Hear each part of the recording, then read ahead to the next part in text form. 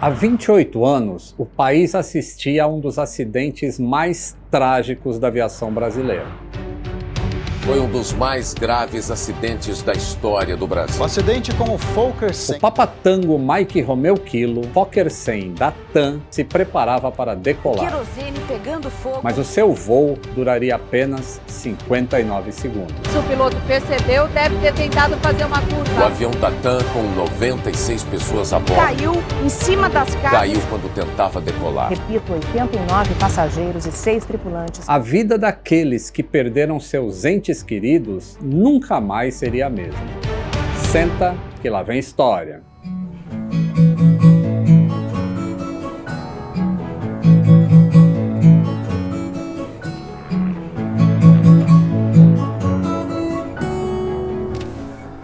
Saudações aeronáuticas, tudo bem com vocês? Tudo bem. O céu aberto e sereno do dia 31 de outubro de 1996 prometia uma jornada tranquila para os passageiros a bordo do Fokker 100 da TAM e para todos aqueles que trabalhavam com aviação. Mas não foi isso que aconteceu. A aeronave caiu logo após a decolagem, destruindo 8 casas no Jabaquara, na zona sul de São Paulo. Mais do que salvar vidas, os soldados já sabiam que estavam ali para resgatar corpos.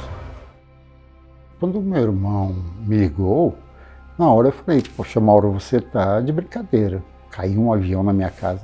Essa foi minha primeira reação, eu falei, não é possível, porque é uma coisa meio assim, inimaginável, né? Um avião cai na sua casa, mas ele insistiu, ele falou, não, vem pra cá, porque os pais estavam em casa, eu soube que eles saíram, foram levados para pronto-socorro, mas a situação é muito grave, tá tudo pegando fogo, corre pra cá. Parece até cena de filme receber uma ligação como essa que o jornalista Jorge Tadeu da Silva recebeu. Nossa, quando eu cheguei aqui e olhei, a visão era algo impressionante, assim. Eu costumo repetir muito essa coisa do clichê de cena de guerra, porque você não consegue identificar que tem um avião, um pedaço de avião, nada. Você só vê como se tivessem lançado uma série de mísseis, um monte de casas destruídas e muito fogo, chamas altas, algumas pessoas gritando, né? Eu só vi o fogo, o carro esmagado pela turbina do avião, o trem de pouso dentro do quarto dos meus pais. Eu morava próximo a Interlagos e vi na TV que um avião da TAM, que faria a ponte aérea para o Rio, havia caído em Congonhas. Eu gelei, fui para a rua para achar um orelhão, porque eu não tinha telefone em casa. Orelhão é um telefone público, para quem não é dessa época. Eu liguei para minha irmã para saber como é que estava o meu cunhado, que sempre ia ao Rio de Janeiro pela TAM. Ele não estava a bordo. Os meus pais eles tinham acordado há pouco tempo, estavam até inclusive olhando ali pela janela exatamente onde entrou, alguns segundos, 30, 40 segundos depois que eles saíram da janela, entrou o trem de pouso. Aí quando ele viu a intensidade do fogo, da situação, eles conseguiram escapar pelos fundos, porque havia uma ligação entre as duas casas, entre a casa dos meus pais e a minha ao lado. Então eles passaram por lá, porque a minha estava toda destruída também, mas sem fogo. Então foi o corredor de fuga para eles e para os vizinhos que estavam nos fundos das casas mais abaixo. Além do choque emocional, vieram as primeiras perguntas. O que poderia ter feito um avião despencar logo após a decolagem? Mas antes, deixa eu te fazer uma pergunta. Quantas vezes você foi comprar alguma coisa e ficou procurando um cupom para ter um desconto, não encontrou e deixou de comprar? Eu já fiz isso. Você já fez isso? E é por isso que eu vou te contar uma super novidade em primeira mão. O Cambly inovou e agora está dando 0% de desconto. Achou estranho? Te explico. Afinal, esse canal explica as coisas, né? O Cambly virou o jogo. Todos os preços foram reajustados e estão lá embaixo. Ou seja, aqueles preços imperdíveis que eu anuncio aqui de vez em quando, agora estão disponíveis todos os dias. Eu já sou parceiro do Cambly há 6 anos. Eu acompanhei o desenvolvimento da plataforma e como ela chegou ao patamar de qualidade que tem hoje. O Cambly foi a primeira empresa a oferecer aulas de inglês on demand com tutores nativos 24 horas por dia aqui no Brasil. Eles lançaram as aulas em grupo, uma opção que oferece valores mais acessíveis e ainda permite que você aprenda falando com pessoas do mundo todo. E hoje eles oferecem prática de speaking com inteligência artificial de graça para complementar o tempo de estudo para além das aulas ao vivo. Eu fiquei bem feliz quando eles me convidaram para contar essa novidade para vocês, porque eu sei que muitos seguidores usam a plataforma para aprender inglês e crescer pessoal e profissionalmente. Clique no link da descrição e veja os novos preços. Você não vai acreditar, mas tem que ser agora, porque o melhor momento para começar é agora. E como fui eu que contei a novidade, você tem que clicar no meu link ou no QR Code que está aqui na tela, tá? Pare de perder tempo.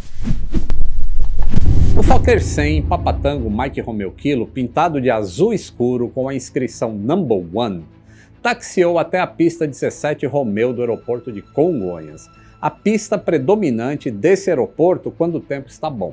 Eram 8 horas e 20 minutos daquela quinta-feira, o popular Dia das Bruxas, que não tem nada a ver com esse acidente. Os funcionários chamavam o Mike Romeo Kilo de número 1 e ele tinha sido pintado assim em comemoração ao título de melhor companhia aérea regional do mundo, um prêmio que a TAM tinha recebido no ano anterior da revista Air Transport World. Já alinhado na cabeceira, o experiente comandante José Antônio Moreno, de 35 anos de idade e 9.000 horas de voo, era acompanhado por seu copiloto Ricardo Luiz Gomes Martins, 27 anos, com 4.000 horas de voo. É provável que ainda estivesse em seus pensamentos o briefing recebido anteriormente sobre o Mike Romeo Kilo, que estava com problemas no Auto Throttle, o sistema automático que comanda as manetes de potência dos motores do avião. Mas nada foi falado sobre o reversor do motor número 2, que apresentava a indicação em trânsito desde o pouso anterior. Essa condição não foi vista nem pela tripulação, que tinha acabado de pousar o número 1, e nem havia sido percebida pelo comandante Moreno. Então, não havia uma indicação real da posição do reversor no painel dos pilotos. Mas ainda antes de chegar na cabeceira, durante o táxi, o alarme de nível 2 soou no cockpit, mas parou em seguida e não chamou a atenção dos tripulantes. Como a análise de falha desse sistema era da ordem de 10 elevado a menos 11, o alarme ficaria inibido acima de 80 nós, até 1.000 pés ou 300 metros de altura, porque abaixo dessa altitude não se deve resolver problemas e sim voar o avião. Já falaremos dessa análise de falha daqui a pouco e por que essa análise falhou. Este voo matutino da ponte aérea costumava levar muitos executivos ao Rio e a bordo estavam muitos executivos do Unibanco, Itaú, Citibank, o Chase, Banco Santos, entre outros. Todas aquelas mulheres tiveram uma queda violenta de padrão de vida, tiveram uma mudança nas vidas delas também muito grandes, além, obviamente, da perda dos seus maridos, crianças pequenas, né, na época, eu lembro. Foi muito difícil. A gente esteve junto em algumas ocasiões lutando por direito, né? O que a gente estava lutando era só por isso, direito. Tanto elas como nós, em escalas diferentes, mas lutando por direitos. As decolagens pela pista 17 direita de Congonhas, embora não esteja descrito no relatório final do CENIPA, exigiam que as aeronaves fizessem uma curva à esquerda ao atingir 3.100 pés em relação ao nível do mar. Como a pista de Congonhas está a 2.588 pés de altitude, isso seria o equivalente a apenas 156 metros de altura, ou seja, o avião decolava e a 156 metros ele virava à esquerda. A torre chama o número 1 e autoriza a decolagem. Era exatamente 8h26 da manhã. Torre. Autorizada a decolagem em vento 060 graus, 6 nós. Após decolagem, 1119 decimal 8. 02 iniciando. Toga. Toga é o acionamento do botão de aceleração automática para potência de decolagem. Take off green. Indicando que está tudo certo para decolar. Ainda abaixo de 80 nós, soa um alarme na cabine, indicando que um canal de auto-throttle ficou inoperante. Logo em seguida, outro alarme também soa, indicando que o outro canal também ficou inoperante. O auto-throttle inop é uma condição GO, ou seja, não precisa interromper a decolagem por causa disso. Afinal, as manetes, elas podem ser comandadas pelos pilotos sem problema. O que estava invisível naquele momento é que o auto-throttle caiu fora, não por problema dele, mas porque o reversor direito indicava que não estava travado. Ai, o que é? Perguntando sobre o alarme. Tá manual. O auto-throttle tá fora, tá? Um duplo alarme é ouvido na cabine. O Moreno repete. O auto-throttle tá fora? O copiloto ajusta as manetes manualmente e informa ao comandante. Thrust check. Isso significava que ambos motores estavam com potência de decolagem. O avião continua acelerando e ultrapassa os 80 nós, ou 148 km por hora. V1. V1 significa que não é mais possível abortar a decolagem. Qualquer problema a partir desta velocidade deve ser tratado em voo acima de 400 pés de altitude. Às 8h26 e 34 segundos, a aeronave sai do solo com uma velocidade de 131 nós, equivalente a 242 km por hora, elevando o nariz em um ângulo de 10 graus. Nesse exato momento, um barulho é sentido e ouvido na cabine, e a manete do motor 2 é violentamente trazida para a condição de marcha lenta, causando uma imediata perda de potência no motor do lado direito. Deixa eu explicar essa parte para que não fique mais confuso lá na frente. Apesar da análise de falha indicar que seria raríssimo um reversor de motor abrir em voo, ainda assim existe um mecanismo mecânico com um cabo de aço que acopla as conchas do reversor na própria manete. Isso significa que, se o reversor abrir, a manete vai ser puxada para a marcha lenta. Isso impede que o motor seja acelerado à frente com a concha aberta de maneira anormal. No cockpit não ocorreu nenhuma indicação ou alarme, porque o avião ainda estava abaixo e o alarme fica inibido até 300 metros de altura. A tripulação, pega de surpresa e ainda achando que era um problema com o auto-throttle na cabeça, tenta trazer a manete para frente. Rotate, travou.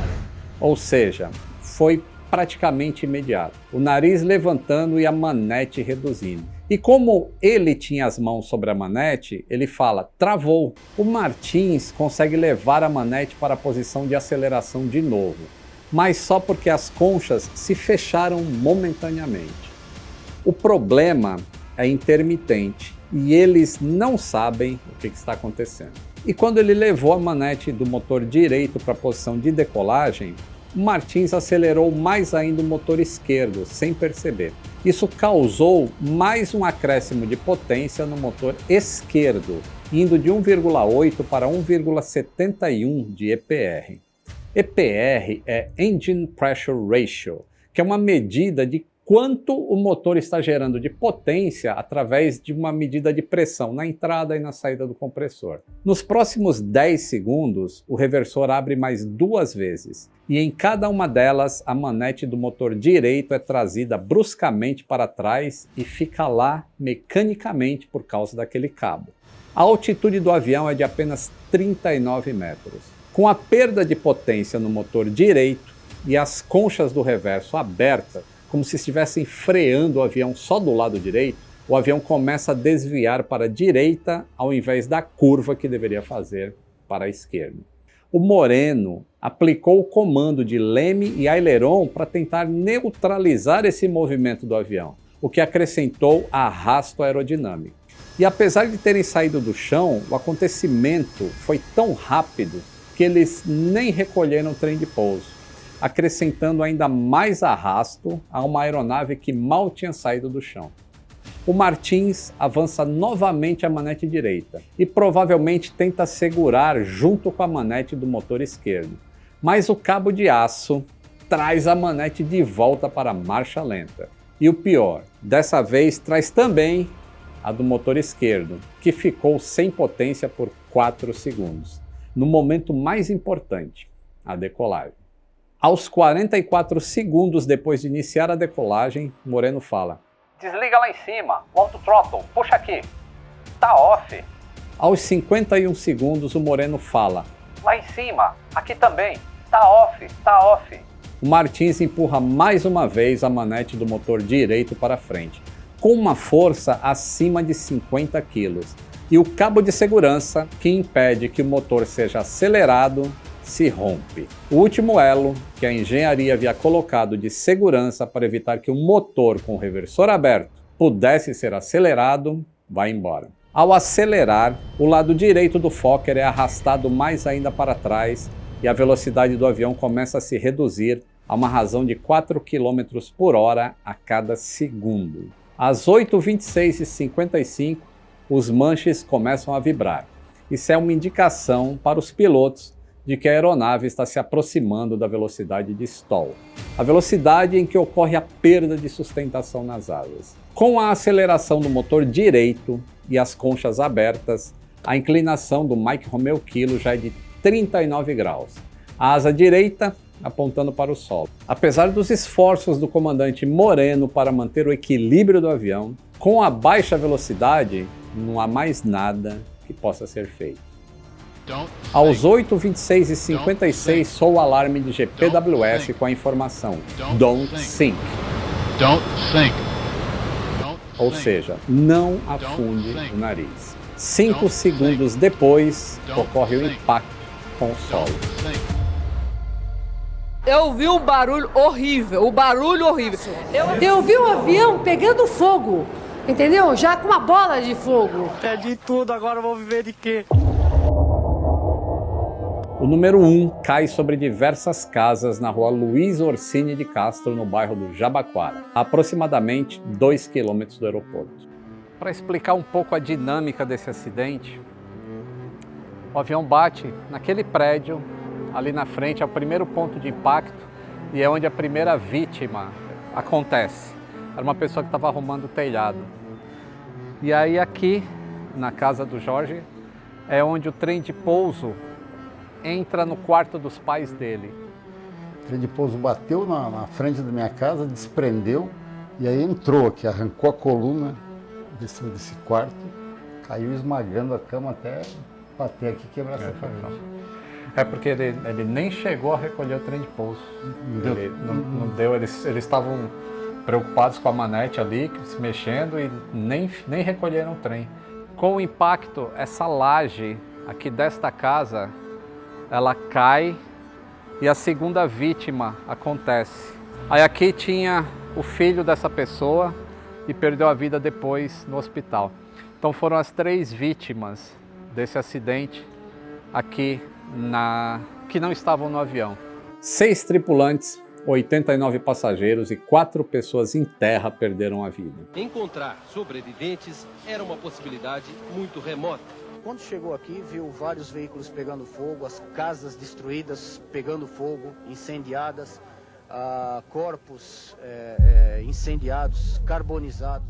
Como uma falha tão impossível de acontecer, aconteceu? Para entender, é preciso voltar 6 anos antes desse acidente, quando a Fokker resolveu fazer uma alteração no sistema para poder economizar o tempo de uso da bateria de bordo. Em 1990, quando a aeronave havia sido certificada no Brasil, a configuração elétrica do sistema mantinha o atuador dessas conchas constantemente alimentado no sentido de manter as conchas fechadas com o avião em voo. Essa configuração mantinha a análise de falha do sistema em 10 elevado a menos 11, ou 0, esse monte de 0 e 1 que você está vendo aí na tela. Ou uma chance em 100 bilhões de ocorrer. A chance de você ganhar na Mega Sena é bem maior. É da ordem de 10 elevado a menos 6, ou seja, 1 em 50 milhões. A alimentação para esses atuadores vinha da barra essencial DC do avião. Portanto, Se a barra DC falhasse em voo, os reversores não funcionariam depois do pouso. Então a Fokker decidiu corrigir esse problema através de um boletim de serviço que mudou a alimentação para os atuadores, para a barra da bateria. Só que isso causou um efeito colateral. A bateria passou a não atingir o tempo de uso necessário em caso de emergência. E esse é um tempo estritamente definido pelo órgão certificador. Para fazer com que a bateria voltasse ao tempo de uso, a Fokker instalou um novo relé no sistema, chamado de Stall Limit Relay, que desenergizava os atuadores e só mandava energia para eles quando houvesse algum comando positivo nesse sentido. Com esse novo relay, portanto, os atuadores não eram mais mantidos pressurizados no sentido de manter as conchas fechadas em voo. Só que a análise de falha depois dessa modificação desceu ao nível de acertar na Mega Sena, 10 elevado a menos 6, ou uma chance em 50 milhões. Portanto, não satisfazia os requisitos de aeronavegabilidade do regulamento RBHA 25. O caos tomou conta do bairro do Jabaquara.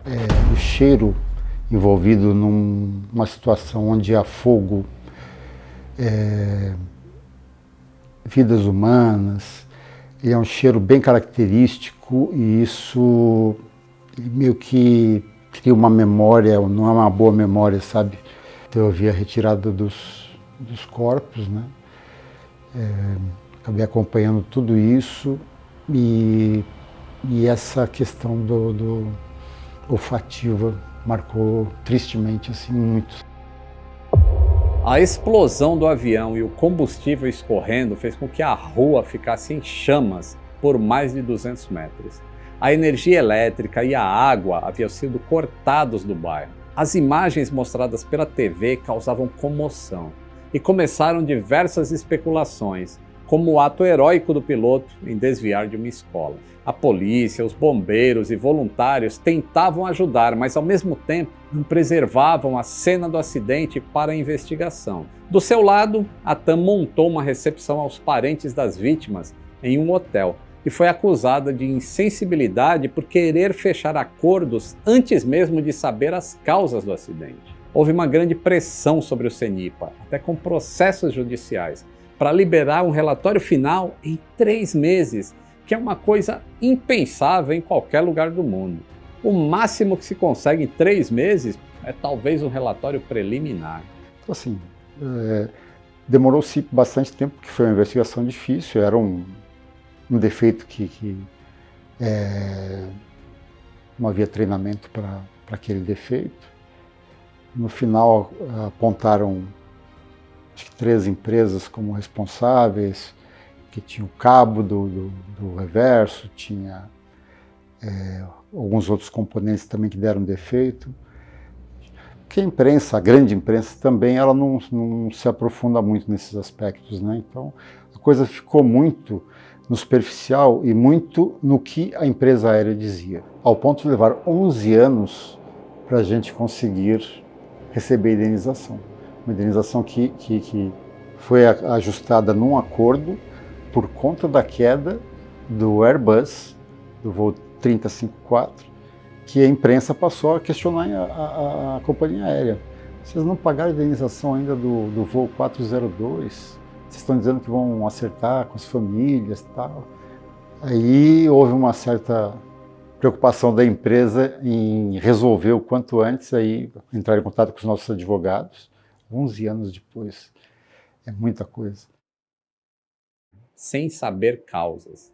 Houve pressão até pela queda do ministro da Aeronáutica. A polícia, por sua vez, não conseguia fazer a investigação do seu lado, por falta de expertise. E o CENIPA não trabalha com apuração de responsabilidade. Esse acidente foi um aprendizado para a sociedade à época poder entender como que funciona uma investigação de um acidente aéreo. Esse foi um acidente muito triste e de aprendizado muito dolorido. Eu vou falar das recomendações e dos fatores que contribuíram e como vai ser frisado nessas recomendações a não tomada de ações por pilotos abaixo de 400 pés. o avião teria atingido a altitude requerida para possivelmente se identificar o problema e retornar ao aeroporto. Mas não se pode culpar os pilotos por causa disso, uma vez que psicologicamente eles tinham a informação anterior de um problema no auto-throttle do avião. E foi com isso que eles trabalharam. Pois bem, além do relatório indicar a ilegalidade de aeronavegabilidade daquele Fokker 100, depois das modificações, daquele não, de todos, considerou os seguintes fatores contribuintes do acidente. O aspecto psicológico dos pilotos contribuiu. Falta de procedimentos e informações contribuiu para o não reconhecimento da anormalidade. A ocorrência de avisos antes dos 80 nós, de falhas de autothrottle e a falta de avisos específicos de abertura do reverso, tanto o Master Caution quanto o Reverse Unlock, reforçaram nos tripulantes a crença de que eles estavam com um problema de falha de autothrottle e não de abertura do reversor. Deficiência de projeto contribuiu, a inspeção externa contribuiu, porque não existe uma condição de se verificar o secondary lock aberto naquele motor durante uma inspeção visual externa. A tomada de ação abaixo de 400 pés foi um fator contribuinte. Doutrinariamente, qualquer ação de uma tripulação frente a qualquer anormalidade, no ambiente da cabine de comando de voo, abaixo de 400 pés é não recomendável. E a tripulação tentou gerenciar o controle da aeronave abaixo dos 400 pés, em virtude da grande perda de energia, baixa velocidade e baixa razão de subida, para eles continuarem no prosseguimento da decolagem. E isso acentuou o ângulo de ataque, piorando as coisas. Foram feitas diversas recomendações de melhorias, tanto para o órgão regulador da Holanda, quanto à Fokker, ao CTA, à TAM, ao próprio CENIPA, a Grumman, que era fabricante deste relé que falhou, e até ao DAC. Como as mudanças solicitadas são muito extensas, eu vou deixar o link aí na descrição para quem quiser ler o relatório final. Eu vou apenas mencionar em relação à TAM o que foi solicitado. Que eles alterassem o livro de bordo das aeronaves, objetivando melhorar os registros das panes, de modo que cada folha fosse destacada para cada trânsito onde o avião parasse, ficando uma cópia na base que executou o retorno da aeronave ao voo. A engenharia da empresa deveria desenvolver um programa em conjunto com o fabricante, com o objetivo de listar todas as situações de falhas básicas que aceitam reset, analisar profundamente cada caso e elaborar um programa de treinamento para o grupo de voo, em especial para os tripulantes técnicos, com a finalidade de mudar o ambiente organizacional formado em razão da operação de aeronaves extremamente computadorizadas, onde as panes que aceitam reset não precisam de lançamento no livro de bordo. A empresa deveria dar uma maior ênfase aos treinamentos realizados nos simuladores de voo com relação à abertura do reversor nas diversas fases de voo. E deveria, nos treinamentos iniciais de revalidações, enfatizar a importância da não tomada de ação abaixo dos 400 pés, entre outras centenas de sugestões de melhorias. Uma coisa que foi positivamente marcante foi a questão da solidariedade. A gente uniu esforços aos bombeiros, eram cadetes da aeronáutica que estavam aqui, era uma garotada mesmo, que estava aqui naquele esforço de tentar ajudar alguma pessoa que eventualmente estivesse dentro de alguma casa. Eram pessoas trazendo leite para os bombeiros, água para os bombeiros, e a gente via toda aquela corrente de solidariedade, pessoas que vieram para cá para ajudar. Isso a gente pode tirar como positivo no meio de uma das maiores tragédias que essa cidade aqui já viu. E assim a gente contou, ou acreditem, de maneira resumida, o acidente com o Fokker 100 da TAM lá em Congonhas. Como eu sempre digo, nenhuma vida perdida em um acidente aéreo é em vão. E todas as mudanças que ocorreram depois desse acidente, tanto para o fabricante, como para a empresa aérea, quanto para o aeroporto, nos deixaram com a segurança que temos hoje. É por isso que a gente deve relembrar essa história com o máximo respeito, em memória das vítimas e todos aqueles que perderam seus amigos e parentes nesse trágico acidente.